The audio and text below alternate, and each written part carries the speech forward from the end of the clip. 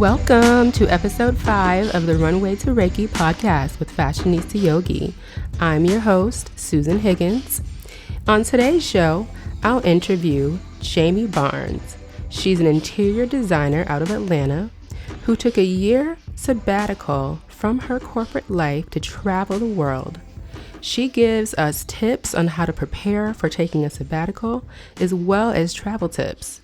I really love this interview because Jamye is also a life coach and an author of a book called Glam Around the Globe.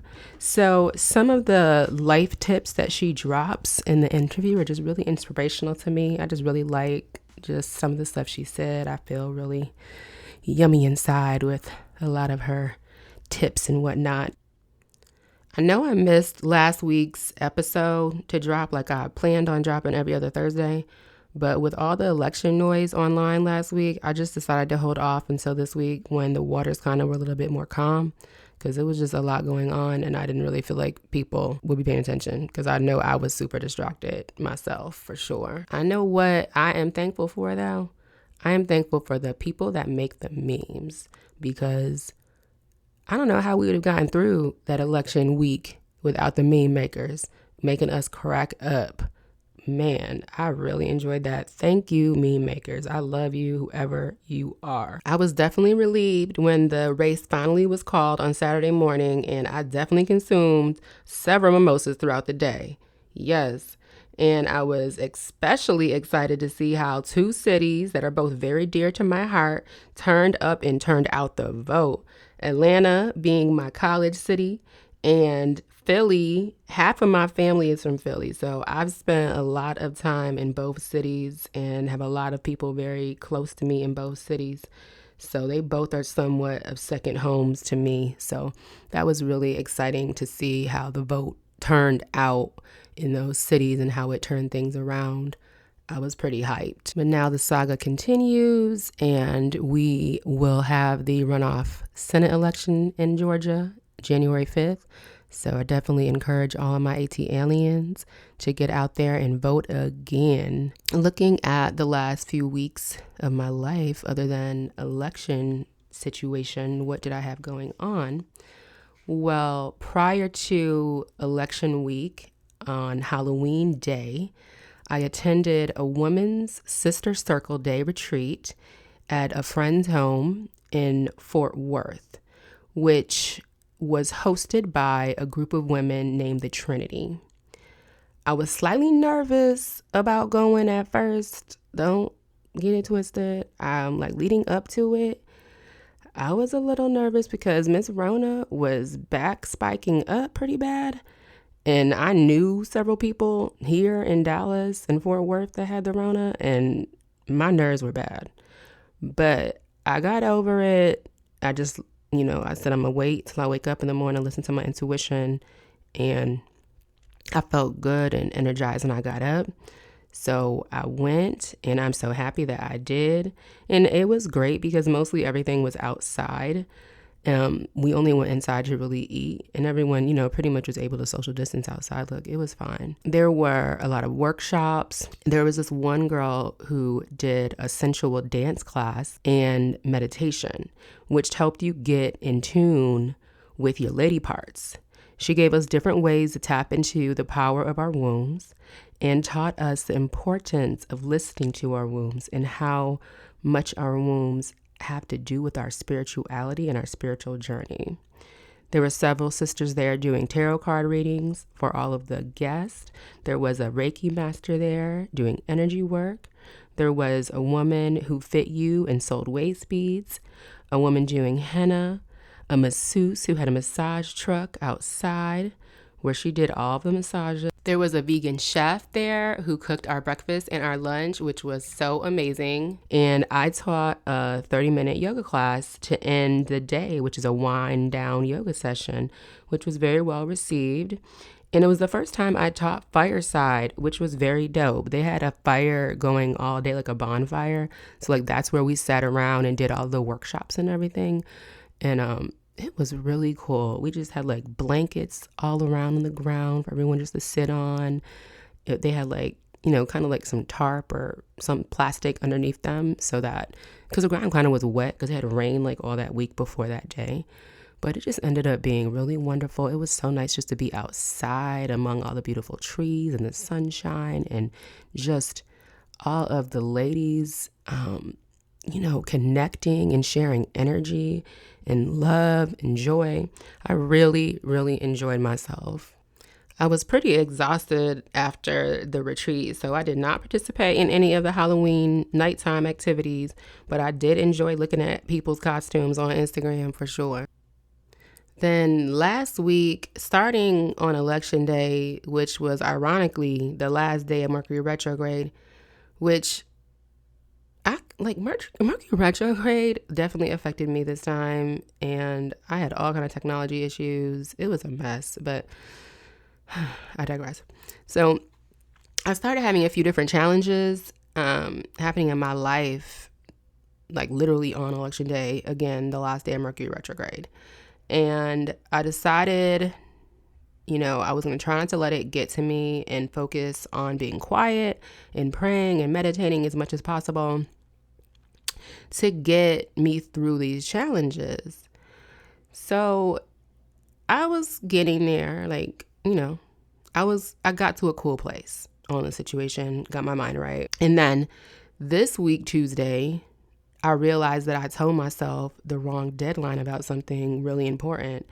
And that just brought my mood and vibration just right on down to, I don't even know, it might have been worse than the way it was the week prior. But luckily, that evening after that happened, my friend Tammy FaceTimed me from Japan, and we had a nice chat, and she gave me a few tips on some things that I can work on to inspire me, and that helped me out in a creative way and kind of charged me up a little bit. After that, I decided to do a night yoga session by myself, and I lit some candles and some incense and just try to get the vibes right in my place to soothe my nerves so that I could rest well that night. Ironically, the yoga teacher's message for the class was to be present on and off your yoga mat.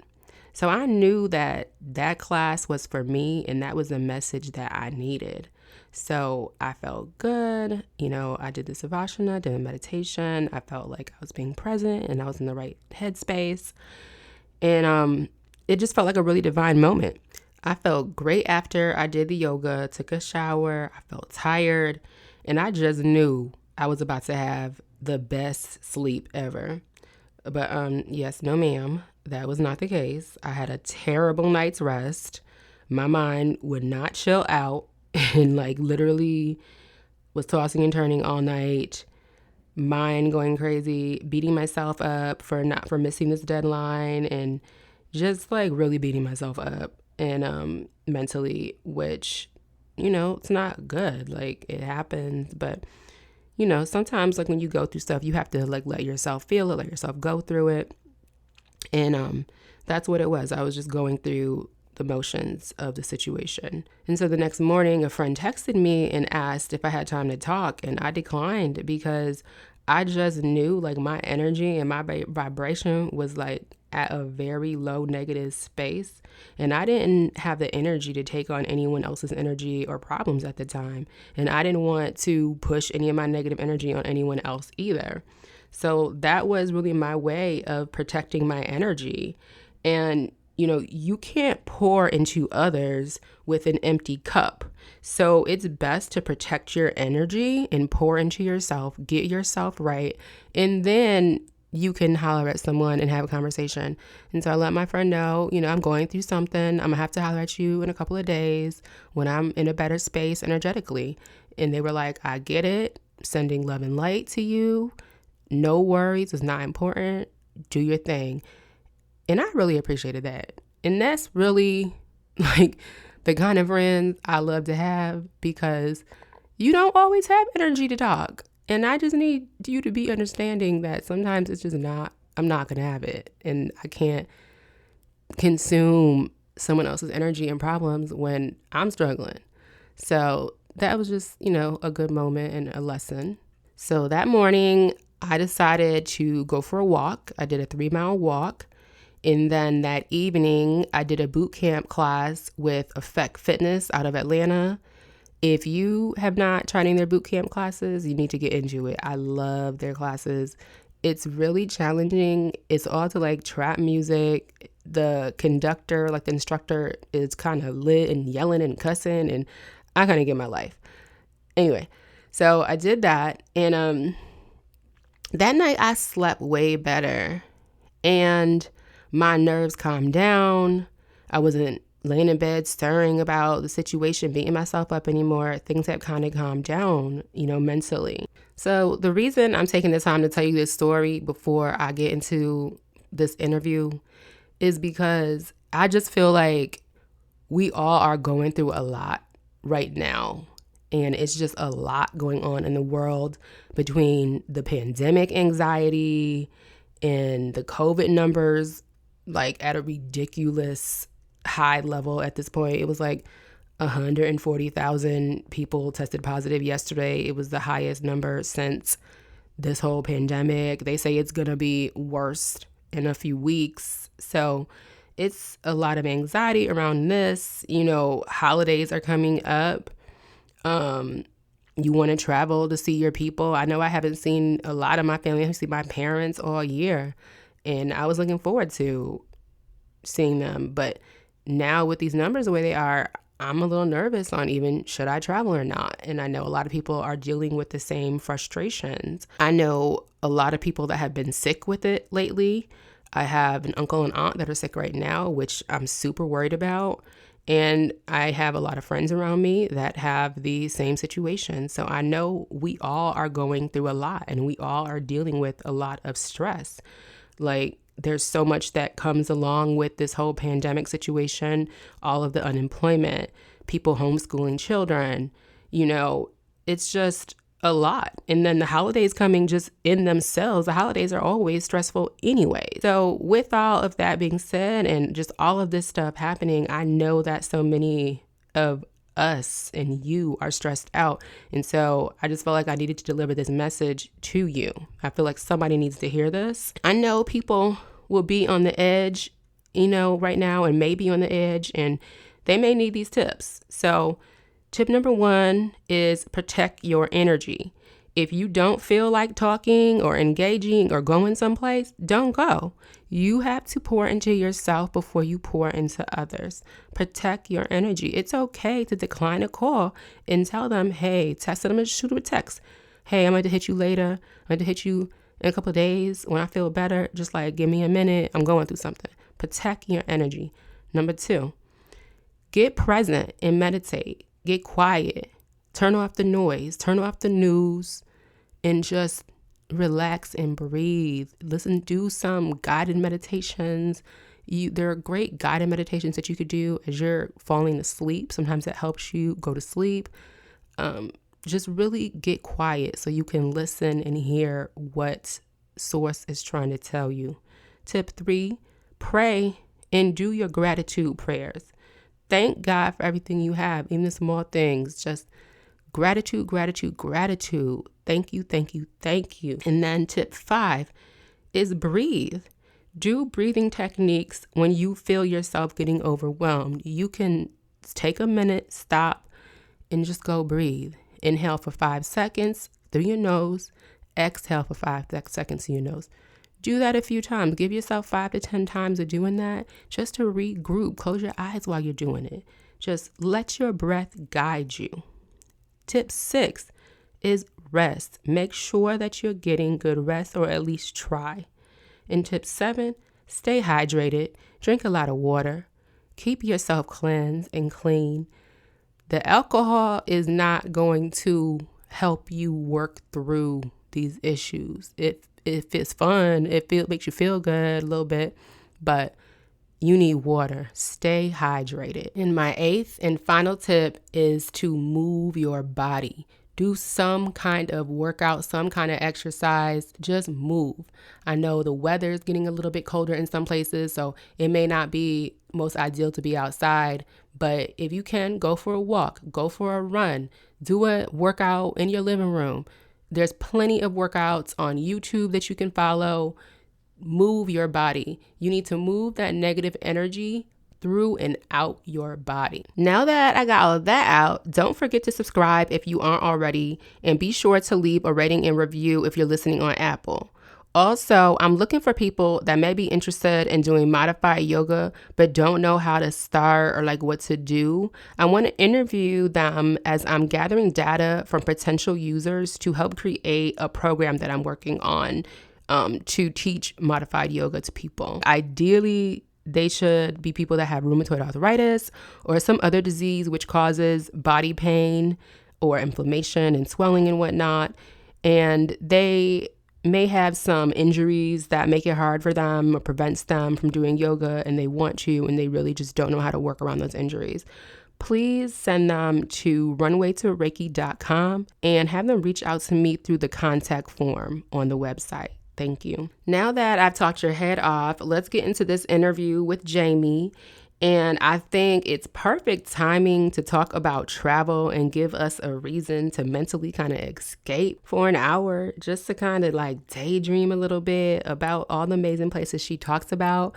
So let's get started. I hope that you enjoy it. Hi, Jamye. Welcome to the Fashionista Yogi podcast. I'm so happy to have you. Hey there, Susan. Thank you so much for having me. Glad to be here. So you are an author, interior designer, world traveler, and a certified life coach, right? Absolutely. Multi-passionate. I love it. The lead designer and owner of Jamye Interiors, your own interior design firm. Yes. That is absolutely amazing. I love it. And you are passionate about people, all things pretty, and pizza. Absolutely. I'm a pizza fanatic. I love that. So where in the world is your favorite pizza? My favorite pizza was outside in Colombia, South America. There was a guy who had had a makeshift stove, and I had a slice of 50-cent pepperoni pizza, and it was divine. So that was my favorite pizza place. That's awesome. I love me some pizza.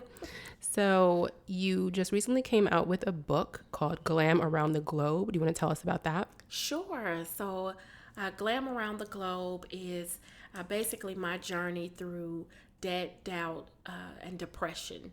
And basically I talk about how I got out of those things and quit my job. I paid off my debt. I faced my fears to realize my dream of traveling the world full-time solo. And so I walk the reader through not just my journey, but how they too can create a life that's fearless on their own terms. Awesome. And you are the lead designer and owner of Jamye Interiors, your own interior decorating company. Absolutely. So I've always had interior design business after college, kind of on the side, and I never let it go. So I still take on clients when I'm not glamming around the globe. So absolutely. Yes. And where are you from? I'm from Chicago. I'm from Chicago originally, but I've been in Atlanta for 20 plus years now. So Atlanta is home as well. I consider myself a Georgia peach, or I say a city Southern belle. Nice. And I know there's some amazing pizza in Chicago. Absolutely. Yes. ATL, shouty. And so we have established that we went to the same college and did not know each other. Yes, it's such a small world. Such a small world, but have some friends in common. And so it was awesome. So happy to meet you and connect these dots. Now, on the back of your book, it says that you were a waitress turned wanderlust. So tell me a little bit about that journey. When were you a waitress? How did that happen? And how did you turn into an interior designer from a waitress and then traveling the world? Like, how did all this happen? Sure. So basically, after I was married for a really long time, and then I divorced.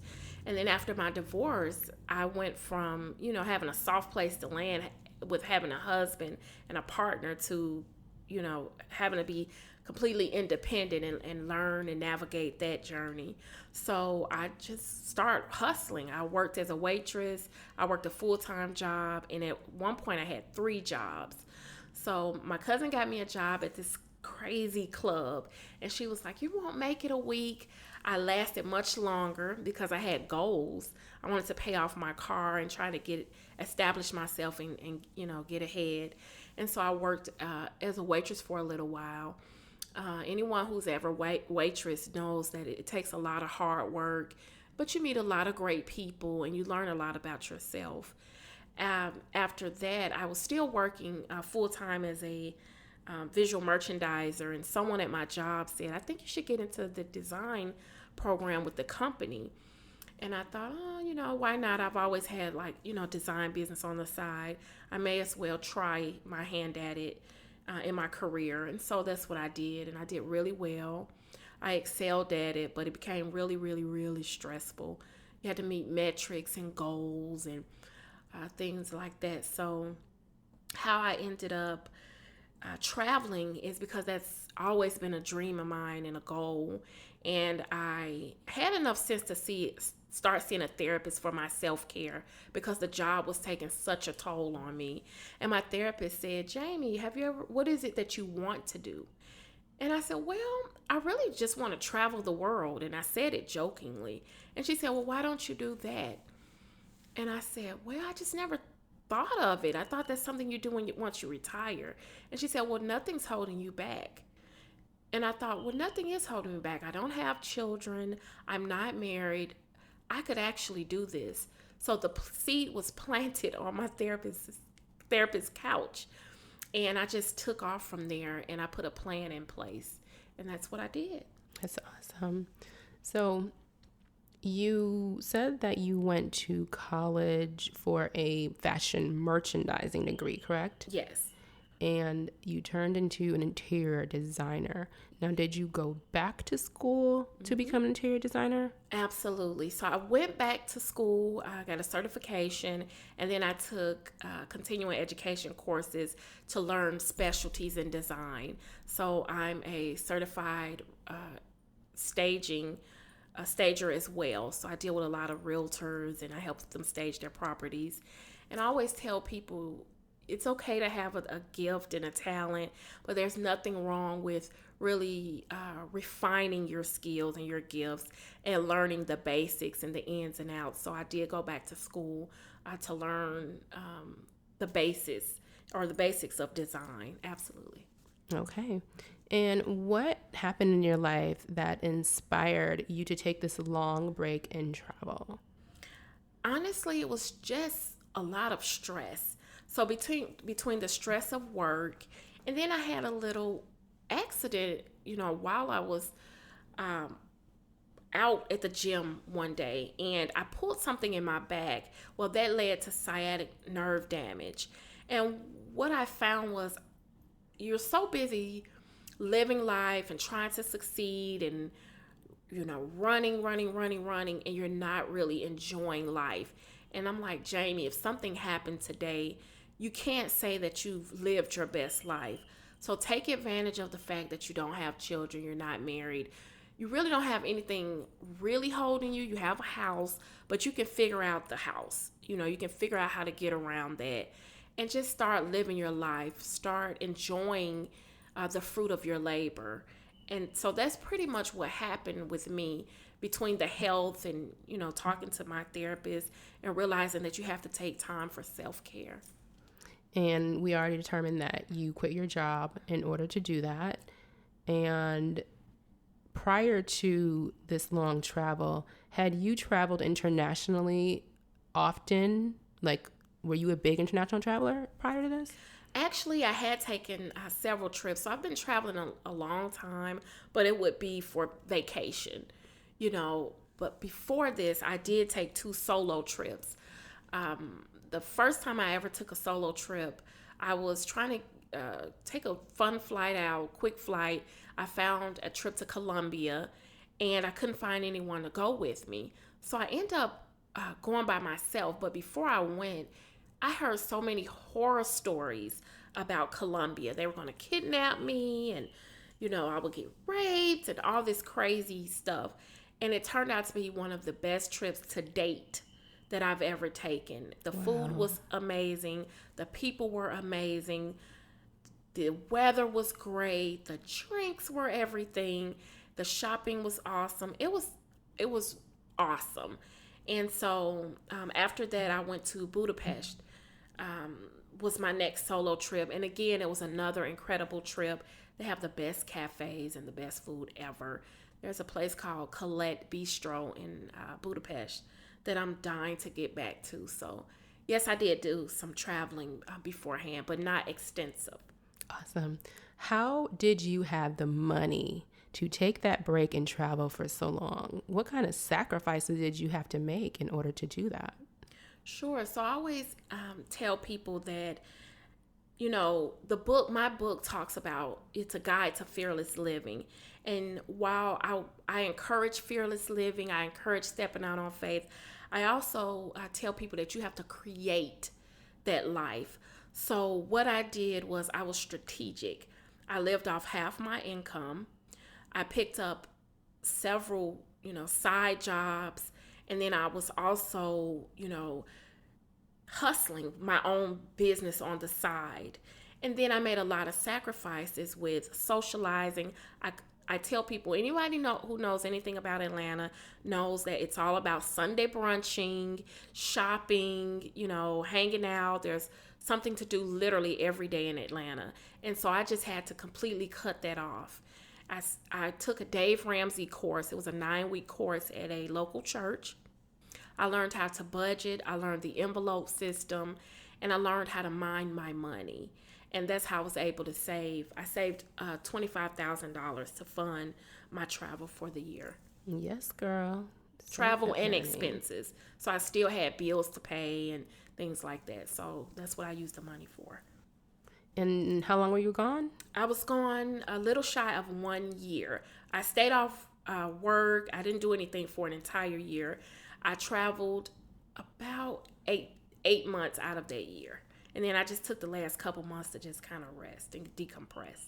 Nice. And how did you feel about being alone for those 8 months? Did you get lonely? I mean, did you have a boo when you left? So it's so funny. I did not get lonely. I'm not a stranger to people. I meet friends everywhere I go. So I was always open to meeting new people. I took a lot of tours. I think if you're traveling solo, you should entertain tours because you're with the group. A lot of times you get to meet new people and you don't feel so alone. I think one time I felt alone in those 8 months was in Casablanca in Morocco. I was sitting at a restaurant and I thought, this is absolutely beautiful. I was looking at the water and having a great meal. And I thought, I wish someone was here with me. That was literally the only time that I felt lonely. But it passed once I had a really good lobster meal looking at the ocean. So I got over it really quickly. But yes. Yeah, it's, I always feel like I meet people everywhere I go. Okay. And were you dating anybody when you left? No, I wasn't dating anyone. I had a couple friends. So I stayed connected with people, my family, my friends, a couple of my guy friends. I stayed connected. But no, Nothing serious. Yeah, nothing serious. And how did your family feel about you leaving and traveling for so long? Were they scared? Were they tripping? So my mom is my biggest fan. And I talk about in the book, she was... her lease was up and she was like, well, I'll stay at your house because I couldn't figure out what to do with my house. I wasn't sure about renting it out, and I kind of wanted to be able to come back and forth if I needed to. And my mom volunteered to stay at my house. She stayed at my house for a little while, and she kept up my house for me. So she's like my biggest fan. I'm her only child, so she really has my back. But my family was very supportive. I have a really close-knit family, and we support, one another. So they were really supportive of the journey. Nice. Did any of your good friends or family members come meet you anywhere along your journey? Yes. So one of my good girlfriends, Encina, she's a traveling nurse. So she has a lot of flexibility. So when I went to China, Encina came. She came to China as well. So we had such a good time. But that was the only time I traveled with someone. or someone join me. But we had a ball. It was so much fun. Nice. Were there any times along your journey that you can recall being scared for your safety while traveling? So I had the opportunity to sit in a cage with 4 tigers in Thailand. That was the only time that I was terrified. They didn't touch me, they didn't bite me, they didn't harm me. I'm still here. But it was an amazing photo op, but it was so scary. I was like, I'm doing all this for the gram. All this for the gram. Okay. It was like, come on, Jamie, really? You're going to get eaten up for the gram? Really? Other than that, no. I had an incident in Paris. So I went to Paris solo, and I was standing in front of the Eiffel Tower. It was freezing cold that day and raining. I had my book bag with my camera, passport, and these red boots because I wanted to take a picture in front of the Eiffel Tower with red boots and a red beret. Right. Just too much. Too touristy. Yes. And I had my tripod and my wireless remote, and I knew to be mindful because I heard about a lot of pickpocketing in Paris. So I would take a picture, look at my bag, take a picture, look at my bag. I took a picture, looked at my bag, and my bag was gone. Oh, no. So the Chicago came out of me. So I look around, and I'm like, someone stole my bag. And I saw the guy with my bag on his shoulder, and I ran after him. He turned around and looked at me in the eye. And when I tell you, the fear that was in his eyes, when he saw the rage in my eyes, he literally dropped the bag. And wow. He dropped the bag. I went and got my bag, put on my red boots, and continued to take my picture in front of the Eiffel Tower. No, that's right. She said, I'm still. I did not come all the way to Paris to not get a picture from the Eiffel Tower. The things we do for the gram. Ooh. So, and it wasn't about the gram. It was about the experience, and I didn't want anyone to ruin it. Funny, the guy came back while I was taking pictures and apologized. And then the police came after him. And so I have pictures in my phone of him getting arrested. So it worked out. It worked out. Yeah. That's crazy. Awesome. So how did you decide where you would go on this journey?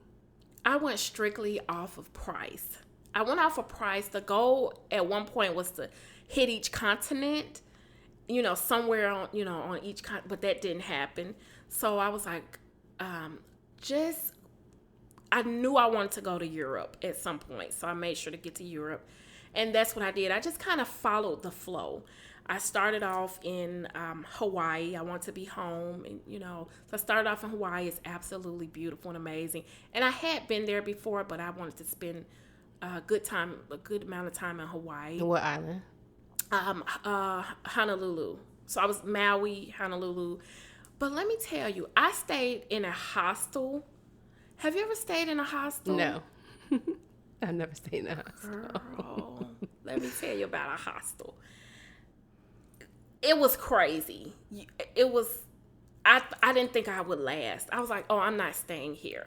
And I was like, okay, Jamie, you're going to have to find one of these $300 a night rooms because I was trying to stay within a budget. And so I thought, it's expensive. It's ridiculous.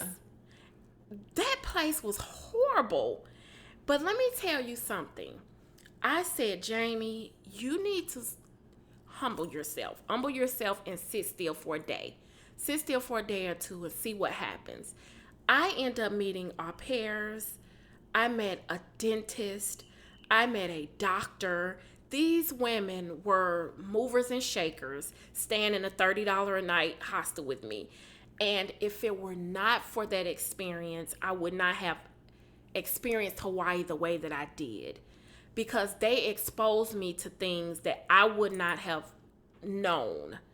And I met Risa Ling, which is one of my really great friends now. I met Gabby, who is also a good friend of mine. She's an au pair in Europe, and they explored that island like I would not have.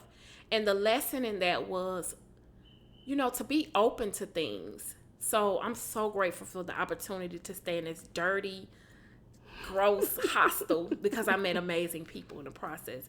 But I started off in Hawaii. I went to Paris, London, Morocco, Turkey. I'm missing somewhere. Jamaica, Thailand, China. And then I visited a few other places in a bunch of states. I think I hit up like eight or 10 states, domestic trips also. I think I saw on your Instagram you in Bali and doing the Bali swing. Yeah, so Bali was after. Okay. That was after that. I went in Bali in February last year, so that was after. So I'm still traveling, just not right, within that trip. Not full time, yes. So within that trip, this 8-month trip, about how long did you stay in each place? So a couple weeks. I never stayed longer than a couple weeks. And then a couple times I would touch back in Atlanta.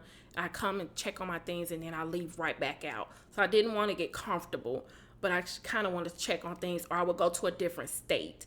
So I would go visit people. I went from Alabama, South Carolina, Los Angeles, out Chicago. I just kind of traveled. I did not want to come back to Atlanta was the goal, not to get comfortable back home. So I tried to stay somewhere other than home. Okay. And on that 8-month journey, what place was your absolute favorite? Morocco, hands down. Okay. Morocco, and you've been, so you know, it's absolutely incredible. I went to Rabat, Fez, Casablanca, and Marrakesh, and every place offered you something different. Marrakesh was like LA. Rabat was very rural, and it's a lot of countryside. Casablanca was just absolutely beautiful. It's so everywhere. Fez was very traditional place. It just was so much there. The food was ridiculously good. The seasoning, the people were awesome. The tahine. Yes. Tahine, that seasoning. Oh my gosh. It was just, I really want to go back to Morocco. Yeah, I want to go back too. I was only there for a few days, and I only did Marrakesh, and that was my first solo trip as well.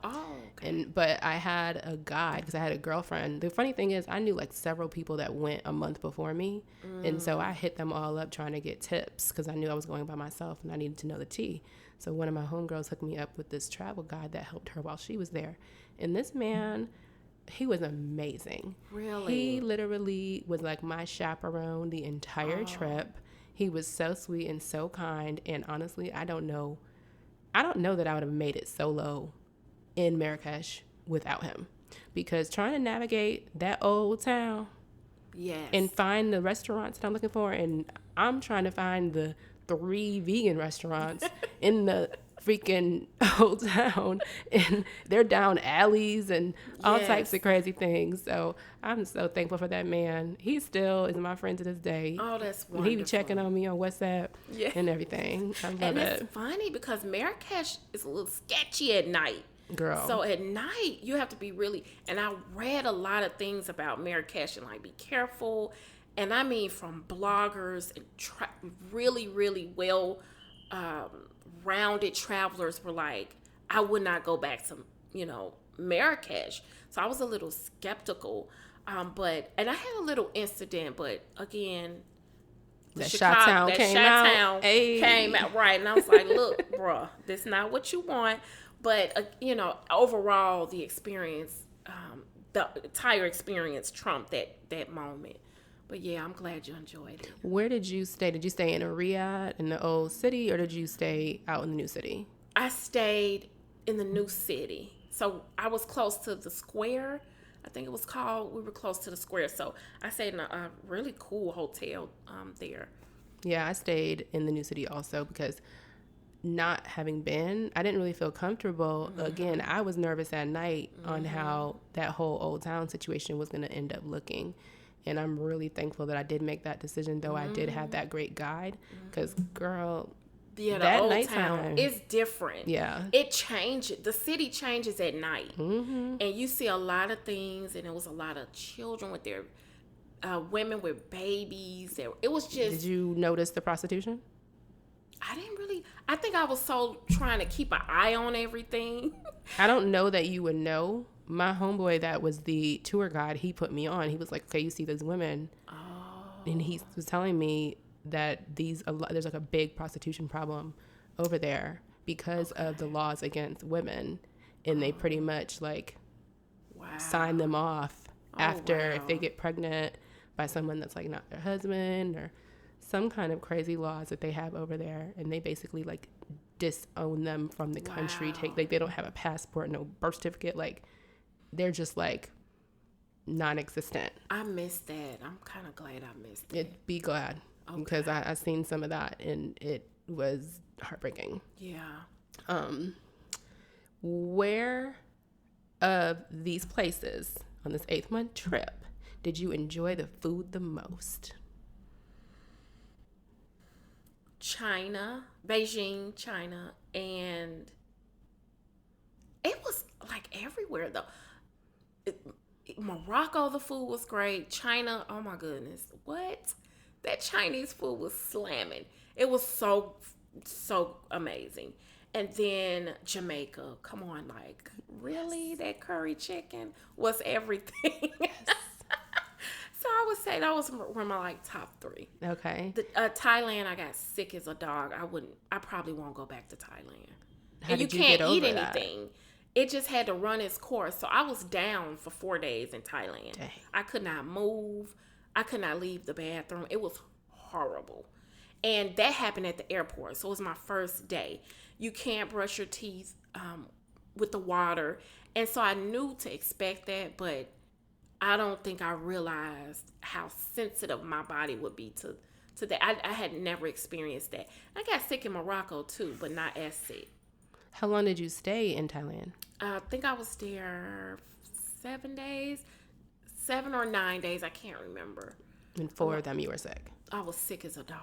Man, that sucks. Mm-hmm. And which place was hands down the absolute most beautiful? Morocco. And what about Morocco was so beautiful to you? Was it the landscape? Was it the textiles? The landscape and the textiles. So from a designer point of view, the doors, the architecture, everything had these really bright colors and really bold colors, bold patterns. It just resonated really, really well with my design eye. And then from the landscape in the countryside you literally had to stand and just take it in. Like I had to stop and take in what I was witnessing. It was amazing. Yes. That's when I tell people about my trip to Marrakesh. I say I literally was sensory overload. It was like my nose, my eyes, my ears. It was just like everything was amazing. Absolutely. And it was on fire and so much energy. Yes. So I totally agree. I took so many pictures there and I loved all of the visuals just in the old city and all of the vendors and stuff that they make and sell, the spices. It was pretty amazing. Yes, the oils. Oh, yes. I brought so many oils. Yes. What place do you feel had the nicest people? Jamaica, man. What? Those Jamaica, hands down.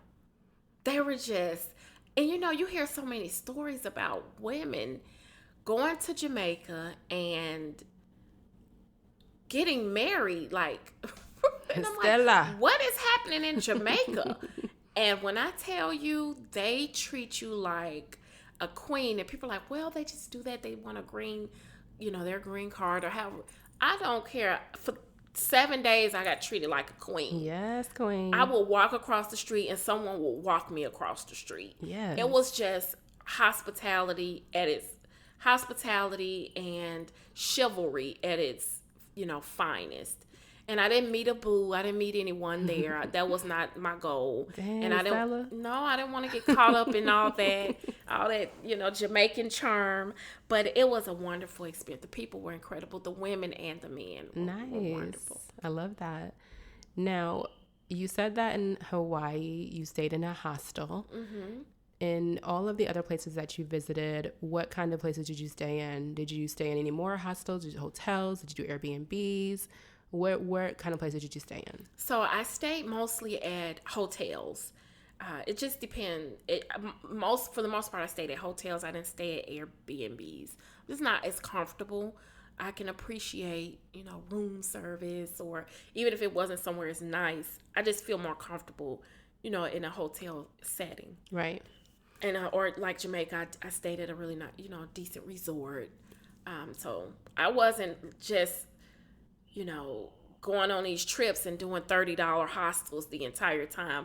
I'm still used to a certain level of, lifestyle. And that's not to sound like I'm above anything, because I would stay in a hostel again if that allowed me the opportunity to travel. Right. But I did budget for some comfortable dwellings because I was alone. Mm-hmm. I mean, I think everybody's situation is different. Mm-hmm. And if that's what you budgeted for and that's what you wanted your experience to be, just like you said, you created your experience. Mm-hmm. You stay where you want to stay. Right. You don't got to cheap out because that's what everybody else does. Right. You got to live your best life, because like you said, this whole journey was about you living more intentional. Yes. So if staying in a hotel and being comfortable is what felt right for you, then awesome. Good for you, girl. Thank you. Because everything's not for everybody. And I recently went on a trip and we got an Airbnb first. Mm-hmm. And that my friend wasn't very happy with that. And we ended up going to a hotel. Okay. And that's what happens. Yeah. Because everything is just not for everybody. Yeah. And then when you're traveling, you just learn to go with the flow. If something doesn't work, you learn to adjust and adapt. So that's what I did. And when I went on tours, a lot of times you're able to get rooms, with the tour. So that it just worked out. It all worked out. But since you said that you picked the places based on price, mm-hmm. So how far out would you plan these situations? Would it be like, okay, I'm in Hawaii. Mm-hmm. All right, let me look for a flight now and figure out where I'm going next? That's exactly what I did. Okay. So I would just say, okay, or there were a couple times I would plan like 2 at a time. And I'll say, okay, I'll be in Hawaii, and then I might go back to the States, go visit someplace in the States, domestic, and then I'll go to, Jamaica for 7 days or whatever. So that's what I did. I just kind of planned and plotted as I went. Nice. I'm not a big planner. Okay. So I'm not going to plan anything a year in advance. Okay. As far as travel. Even when people say, oh, we have a cruise, you can pay in installments. No, that doesn't work for me. I'll probably be the last one to pay it, but I'm going to give you all your money at once. Right. It's just how I'm wired. I'm the same. Mm-hmm. I think that's the creative in us. Yeah, we just kind of like, go by the seat of our pants. And I've realized with myself, since I'm like that, like it's almost easier for me to travel with someone on that same energy, mm-hmm. or travel solo, because other people are so high strung and have to have it all figured out. And I'm just like, nah, just chill. Like it's going to flow. In that trip, that's what happened. Like we left America with it all figured out and it all unraveled. Yep. And I'm over there looking for hotels, and mm-hmm. I actually discovered some amazing places that are like some of the best places I've ever been in my life, from flowing and shifting. And where was this at? In Bali. Oh, Bali was awesome. Oh, I love it there. Yes. I'm trying to figure out how I'm gonna get back. I know. And so next, of all the places that you went on this trip, would you consider staying at any of them long term? So it's funny, at the top of, or the latter part of last year, I was contemplating moving abroad, and I was thinking, where would I go? Bali was on the list. I'm not sure. I'm not sure that I would. Now, Jamaica, I mean, maybe I was just in a fantasy la land, because there's a lot going on in Jamaica, but Jamaica is somewhere I would really consider, just because I felt at home. Yeah, amongst your people. Mm-hmm. I felt really at home. Yeah, I completely understand and agree. I love being in Jamaica. Mm-hmm. So what were the biggest takeaways or aha moments that you had after or during the travel that made you look at the world or life differently, or yourself? Like, what were the biggest just like turning points, anything revolutionary come up that make you feel like you have to do anything different, like you look at the world different? Just what is it? So the book came out of the travels. And I think for me, that was literally one of my other dreams. So traveling solo for an extended amount of time was a dream. And then writing a book was a dream of mine. Had I not been traveling, that book would have never come about. Wow. And what the epiphany for me in this entire during the sabbatical was that anything is possible, and you can do anything. To God be the glory. You can literally do anything you set your mind to. You have to step out on faith. And so I'm like, Jamye, you're traveling. You're literally living your dream. And I said, well, if I'm living this dream and a guy put it on my heart, you can write a book too. And people kept saying when I would be traveling, well, where are you going? And are you going for work? And well, why are you coming here now? And this typically isn't the tourist season. And I said, no, I'm just traveling the world. This is my dream. And people would say, well, how did you do this? And that's how the book was born, because people were asking, like, well, what did you do and how did you do it? And that's what happened. I wrote the book just as a guide and a plan for other people. But that's what came out of it for me, that anything is possible, to face your fears and just to live a fearless life. Yes. Don't let anyone's boundaries or, fears get in the way of what you feel you're called to do. So that was the big takeaway. That's a great takeaway. Feels like a good time to take a little commercial break and remind you that I am a fashion designer and I do fashion design consulting. If you need some help with designing your product, if you have a vision that you need help to bring to life, please reach out to me on the contact form at runwaytoreiki.com.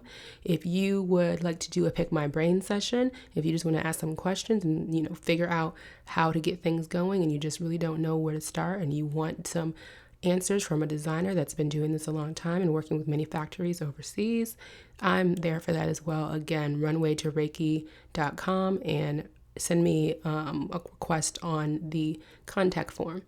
Also, I am a yoga teacher and I'm currently teaching virtual yoga classes. So you can reach out to me on fashionistayogi.com.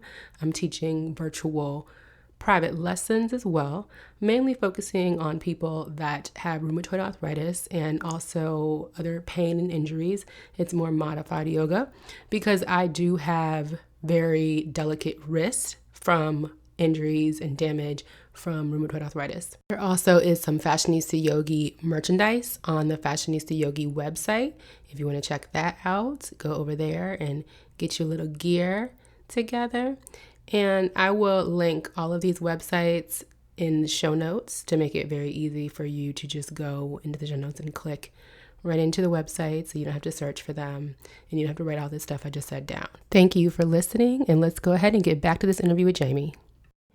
Are there any places that you visited that, you said Thailand was tough. Is like Thailand or anywhere else that you absolutely is off the table, I will not go again? No, I'm open to everywhere. I said Thailand. I don't think I would go back, but I'm not closed to. You can't be closed to different opportunities and new opportunities, because now I'm better equipped. I know now, Jamye, you need to take certain medicines if you go to, Thailand. You need to do X, Y, and Z. So I'm better equipped to handle it now. So I would try any of those places again. Wonderful. Do you have any travel tips for others based on that 8-month trip? Sure. I just, my tips would be to be open. Don't always stick with the plan. Sometimes you have to go off the plan and kind of deter from what you're thinking to enjoy yourself. And I say that thinking about mostly Hawaii. other tips I would say, always make sure you get with your doctor. You need to find out if you need certain medicines. Bring in Imodium AD and things, Pepto-Bismol pills, and things that you're able to travel with, because things happen. Get travel insurance. It's really important. You don't know what can happen in a different country, and you need to be able to see a doctor. You need to be able to get your hand on some resources. So just kind of be mindful. Also, one of the big tips is don't bring your, how do I say this, Americanized ways to someone else's country. When I went to China, I was climbing the Great Wall of China, and there are people, and the guide told us that, hey, there's people who have never seen black people. So it would be the equivalent of you in America and seeing a blue person. You would be shocked. So they're going to stare, they're going to look at you. Those folks, I felt like Beyonce. I mean, I thought it was the paparazzi. They stopped, stared. I took pictures with children, grandparents, elderly, families.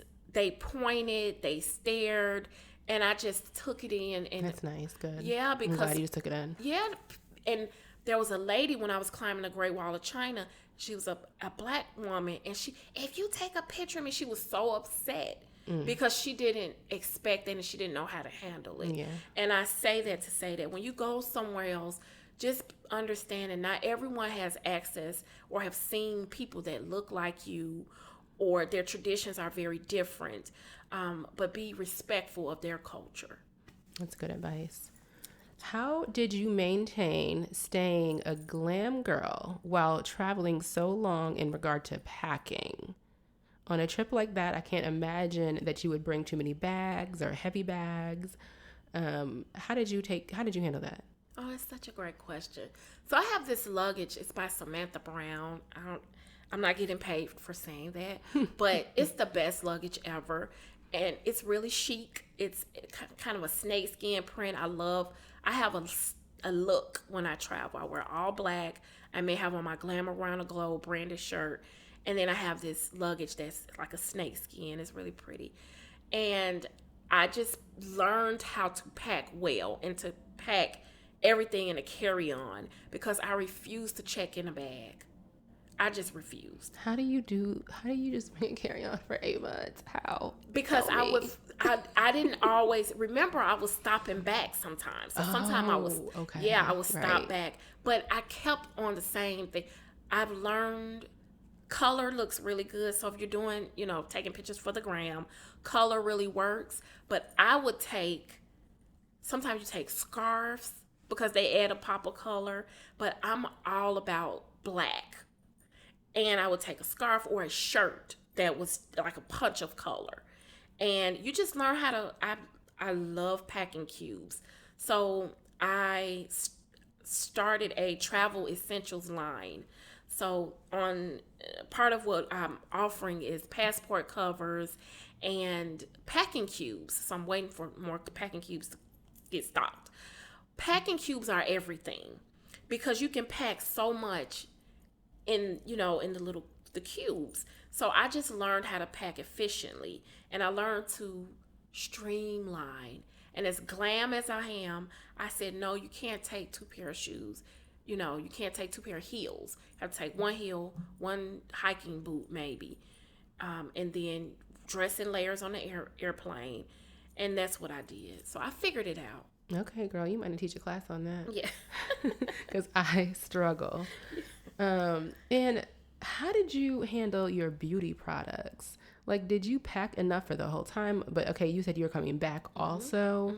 Because that's always a stress for me. Yeah, so I'm all about my gloss and my lipstick, eyeliner, and mascara. That's it. Oh, and some foundation, because you want to look polished. So I don't have I'm not a big makeup girl. I just had like 5 things that I keep in my purse. And then my hair products, I always would have my hair braided, or I would have some type of, and my hair is natural too. So like in Jamaica, I had my Afro puff. And you don't need much for that. Some water, Well, I just wash and go a little, moisturizer, and I bought I have the travel tubes, and that's what I did because again, I didn't check in bags, so you have to figure it out. Oh, child, you didn't teach a class. I struggle. All that stuff worries me so much. I know you have beautiful hair. Thank you. I'm like, oh, if I run out of product, what am I gonna do? I'm gonna look a mess. It's pretty ponytails, top knots, that kind of thing. Are there any specific tips besides what you just said that you would have? Anything else for a diva fashionista regarding that long-term travel? Scarves.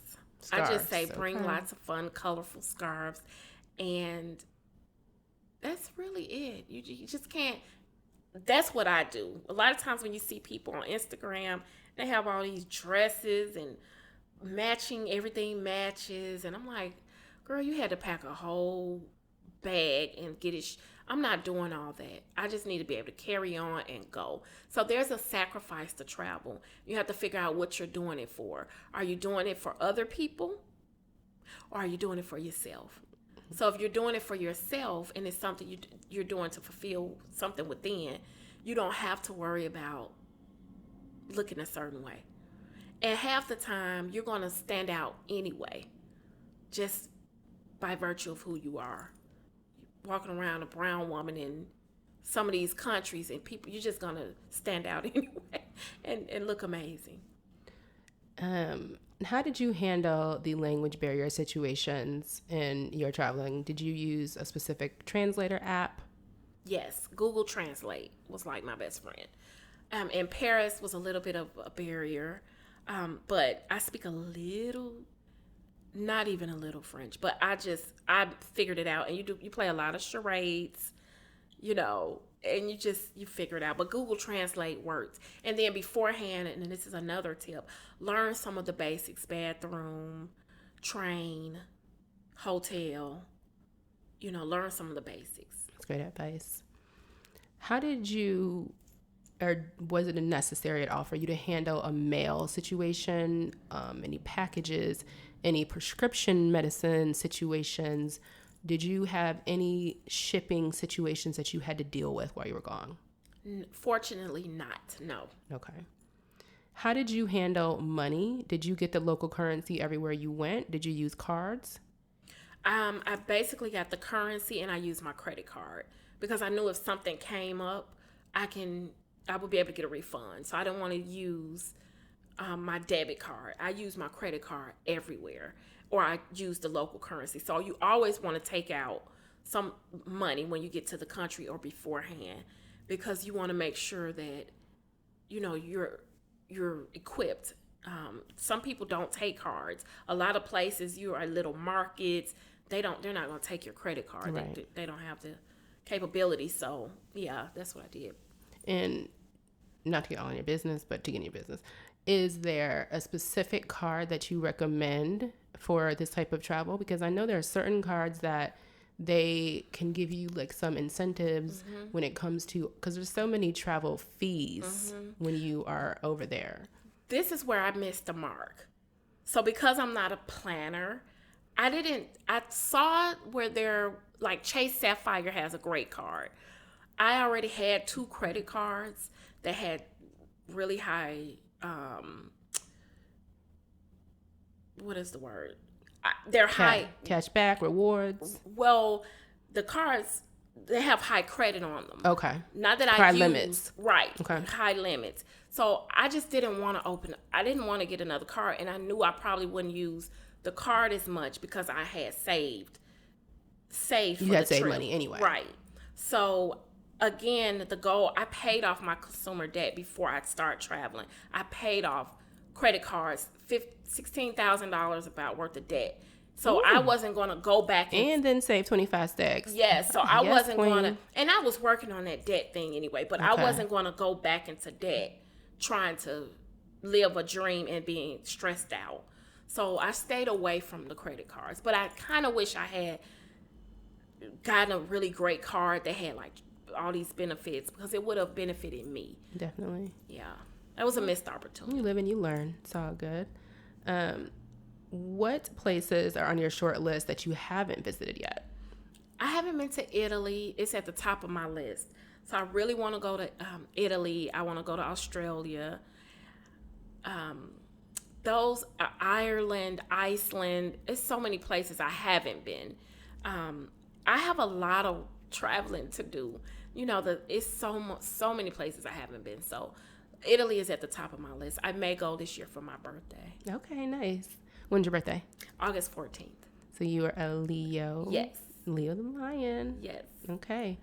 Now, did you have, back earlier you mentioned China and the people wanting to take photographs with you. Mm-hmm. Outside of that kind of situation, did you have any awkward moments or conversations surrounding the fact that you're a Black woman while traveling? Everyone calls you Obama. Obama, Obama. Everywhere you go, you're Obama. So people, they love that man. Everybody loves Obama. So, no. Other than that, no. Good. When I went into Turkey, the customs agent threw my passport at me. What? And I was like, what in the world? So she took it, she snatched it, and then she threw it back. No, threw it. And I was like, okay. But it's like armed guards all around. Turkey was a heavy place for me. I don't know. Anyway, so she threw it back at me, and I found out that there was a lot of political unrest there because of Trump, and he was not allowing them to come into the country. Okay. And so they were kind of mad, like, well, you're coming here, but we can't go there. But other than that, I didn't get a lot of questions or anything like that. Nice. Now, are there anything else, any other information that you'd like to give surrounding your book that you didn't say already? No, I just I think the title sometimes is a little misleading. I came up with the title because I was in that journey at the time. I was like, I don't know, Glam Around the Globe. It just was easy. But the book is not about me. It's not just about me. It's not just about my travels. There may be 2 pages where I talk about travel. The book is literally walks the reader through how to live their own fearless life. There is a faith-based book, so there's scripture in the book. There's affirmations in the book.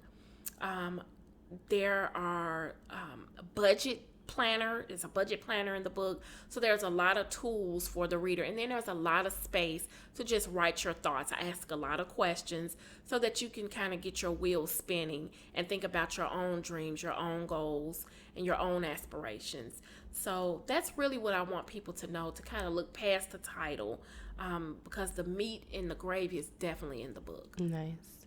Now, tell me a little bit about your coaching business. Sure. So the coaching business plays into the book, so to speak. So I coach and empower people to live and create a fearless life. The coaching involves one-on-one coaching as well as group coaching. And so I'm putting together for February workshops in Atlanta. And then I'm going to do some online workshops as well about creating your own fearless life. The book also talks about vision. So we're going to have a vision party as well. Write the vision, make it plain, in due season it shall come to pass. It's one of my favorite scriptures. But I talk about how it's important to have a visual of what it is you want to do in life. I had pictures of travel, pictures of the car I wanted, pictures of the job I wanted, and literally I'll look back 3 years and say, oh my gosh, I accomplished that, or I received that. And so it's really important. So with the coaching, I'm going to kind of implement some of those things, the vision parties, and just helping people and empowering and inspiring them to live a fearless and create a fearless life. And then and what's the name of your coaching business? The coaching business is just my name. So it's Jamye Barnes, and that's on my website. So it's jamyebarnes.com. It's Jamye Barnes, BARNES.com. Okay, great. And tell me a little bit about your interior design firm. Sure. So Jamye Barnes Interiors, the website for that is jamyeinteriors.com. But we focus on comfortable living with a global twist. So I try to use some of the architectural details and color palettes that I saw in my travels and introduce them to my clients. It's not about me, it is about the client. So while the spaces will be stylish, they'll definitely be comfortable. Nice. And I've had the business for many years now. I absolutely love kind of helping curate spaces for others. We do staging, floor plans, 3D and 2D floor plans. Again, real estate staging and design, overall design. And that staging is such a huge business right now. Absolutely. I'm sure you're getting great business with that in Atlanta. And Yes. So many houses being built all the time. Yes, absolutely. And what is next for you? So next for me is focusing on building the coaching business as well as the travel essentials company. So I love product. I used to have a boutique back in the day. I'm all about product. So the passport covers, I have travel accessories, packing cubes, and then I want to come out with a travel candle. So I just love all things travel related. Shop.glamaroundtheglobe.com is where you can find some of those good goodies. So I'm just working on building that as well as the coaching business. I want to be able to add value to the lives of others in any city I'm in. So I'm still taking on design clients, but I'm focusing more on the coaching because I can coach in Bali, Fiji, Australia, Africa. You can remotely coach. I can remotely coach. Right. Okay. And what advice would you give someone that wants to take a year off to travel? What should they focus on to prepare? I would say focus on what's best. What are you going to do with your house if you have a house? How are you going to survive? Money needs to be at the top of your list. You really need to figure out, how am I going to pay if I have bills? How am I going to pay those bills? And how am I going to be able to travel comfortably? For you, it may be hostels. Think about the sacrifices you need to make now before you travel. So I would just tell people to prepare for the unexpected and to be open, but definitely it's save your money. Save your money, go work a couple jobs, pick up a hustle, and just figure it out, make the sacrifices. Do you have a daily wellness routine or practice? Like, what can't you go without to keep yourself grounded and level-headed? Do you have a morning routine? Yes. So every morning I get up, I practice transcendental meditation. They call it TM. And then I pray. So I meditate twice a day, every single day. And then I pray twice a day, every single day. And then in between, I'm always praying. I also practice deep breathing exercises. It's really important. And then my goal is to join a gym. So I walk in Atlanta, Stone Mountain. It's a great place to go, but it's just kind of where I zen out. However, I can't always get to the park, so I'm going to join a gym this year. But definitely, I practice meditation, and then I read my affirmations every single day. I read affirmations and then I journal. Nice. Now, you wrote a book. Are you a big book reader? Yes. Books are my passion. What book have you read that has been most impactful to your life? Wayne Dyer, Inspiration is what it's called, or Inspired. It's one of my favorite books. I think I read it 50 million times. Wow. And then that would be my number one. That's my number one favorite book. I'll put that in the show notes. Now, what podcasts and or YouTube channels are your favorite to consume that you get the most value from, that you recommend to people? So there is a traveler. She's a Black woman. Her name is Stephanie Perry. She has a YouTube and a podcast, and her name it's called Vicarious. So she's a professional house sitter. She's just an humble woman. She's really savvy with travel, and she has a really big heart. But I follow her because she's figured it out how to travel on a budget. And she house sits. That's how she does it. Yes. All over the world. Okay. So I follow her, and then I follow Earn Your Leisure on their podcast. So they're two. Love their podcast. Yes, isn't it awesome? Yeah. They talk really knowledgeable. They have the great guests. So I follow them as well. Nice. And then you. Oh, yes. Thank you. What, or actually who, inspires you most? So my mom really inspires me. She literally doesn't have a bad day. I can count on my hands how many times my mother has had a bad day. Every single day to her is a holiday. Literally. That's amazing. Yes, it's like nothing you've ever seen. She lives her life to the fullest every day. She could have $5 in her pocket, and she's going to say, oh, I'm headed to the movies. They have $5 movie day, and you get free popcorn. And I'm like, if I had $5, I would be like panicking. And I'm not saying that's her life. Right. But that's how she keeps thinks. her head up. She keeps her head up, and she's a giver. So if she had $5 and that's all she had, she will give you $2.50. Oh. You know, so that's who inspires me. That's my why. That's why I keep pushing. It's literally just for her. Oh, it's so sweet. So then that kind of brings me right into my next question. What exact drives you to keep going, and what excites you the most about life? My mom drives me to keep going, just for her to be proud and to help her. And then I'm excited just my family, to be around my family and my friends, and to do what I love to do, which is traveling, which is being with my family, which is adding value to the lives of others. It keeps me going. Awesome. And what are you most grateful for at this moment? I'm just grateful for God's grace and mercy. I really am. I'm really grateful for God's grace and mercy. I'm grateful that I get to see another day. I'm grateful that I get to be here. I'm grateful that I have a supportive group of family and friends. I'm truly just grateful for God's grace and mercy. That's beautiful.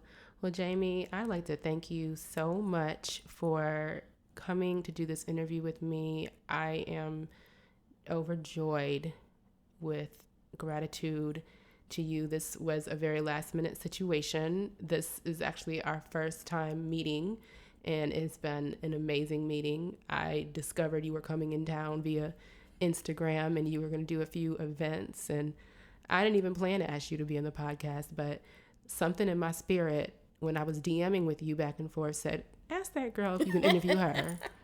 Yeah. And the spirit just moved through my fingers, and I said, girl, you want to do an interview?